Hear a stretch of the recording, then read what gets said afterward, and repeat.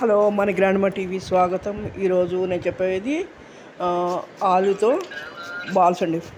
చాలా బాగుంటాయి. పిల్లలు ఏదైనా అడిగినప్పుడు వెరైటీగా కావాలన్నప్పుడు ఈ టైపు చేస్తే చాలా బాగుంటాయి. వాళ్ళకి చాలా నచ్చాయి. ముందుగా 3 బంగాళం తీసుకున్నాం. వాటిని పీల్ తీసేసి శుభ్రంగా 2-3 సార్లు కడగాలి. తర్వాత దీన్ని ఇలా తురుముకొని దాన్ని కూడా 2-3 సార్లు కడిగేసి స్ట్రైనర్లో వేసి బాగా నీళ్ళు పోసి కడిగేసి బాగా పిండేసేయాలి.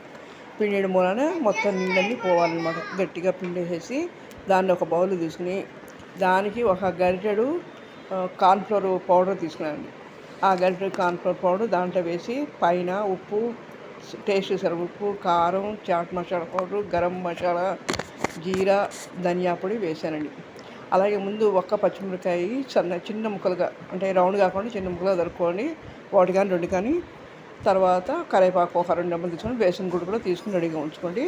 ఇప్పుడు ఇవన్నీ కూడా కలిపి అడికిపోయి బాగా కలిపి దాన్ని చిన్న చిన్న బాల్స్లా చేసుకుని రెడీ చేసుకోవాలి. ఇవి ఎందుకంటే కొద్దిగా నీరు వస్తుంటాయి, గట్టిగా పిండి రెడీ బాల్స్లో చేసుకోవాలి. అది ఎందుకంటే నూనెలో వేసినప్పుడు డీప్ ఫ్రై చేసినప్పుడు విడిపోకుండా అంటే గట్టిగా చేసుకోవాలన్నమాట. లేదంటే ఒకసారి మీరు ఇది రెడీ చేసే ముందే స్ట్రైనర్లో వేసి పిండినా సరే ఒకసారి టిష్యూ పేపర్ని ఆరబెట్టుకుంటే ఇంకా ఈజీగా అవుతుంది.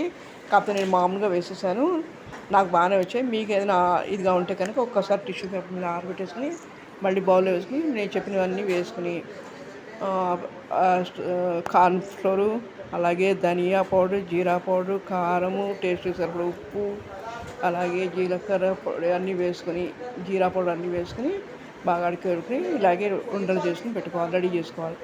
రెడీ చేసుకుని మనం చిన్న బాండీ పెట్టుకున్నానండి. ఎందుకంటే చిన్నగా చేసామంటే చిన్న బాండీ పెట్టుకుని దాంట్లో డీప్ ఫ్రై సరిపడా నూనె పోసి ఈ బాల్స్ని ఒక్కొక్కటి వేసి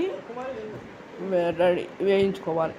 వేసేటప్పుడు వేగిన తర్వాత వెంటనే కదపకుండా ఒక 2 మినిట్స్ ఆగి జాగ్రత్తగా కలిపితే విడిపోవండి.